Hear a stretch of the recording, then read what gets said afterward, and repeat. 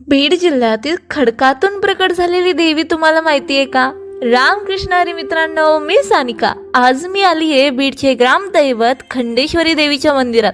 या मंदिरात मी बराच वेळा आली आहे, पण नवरात्रीमध्ये इथे प्रचंड गर्दी असते. आज मात्र गर्दी नसल्यामुळे मंदिर मन भरून पाहता आलं.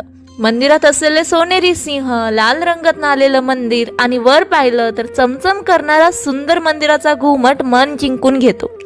खंडेश्वरी देवीचं दर्शन घेऊन पुजाऱ्यांना या मंदिराबद्दल विचारलं. त्यांनी अद्भुत कथा आम्हाला सांगितली. ती म्हणजे काळोबा नावाचा निष्ठावान भक्त दरवर्षी घोड्यावर बसून देवीच्या दर्शनासाठी जायचा माहूरगडला.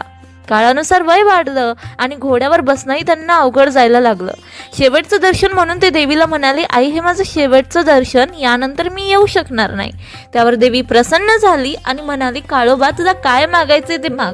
तर काळोबांनी एकच इच्छा व्यक्त केली, ती म्हणजे देवी असं काहीतरी कर की जेणेकरून तुझं दर्शन मला रोज घडेल. तेव्हा देवी म्हणाली, मी तुझ्या सोबत येते, फक्त मागे वळून पाहू नको.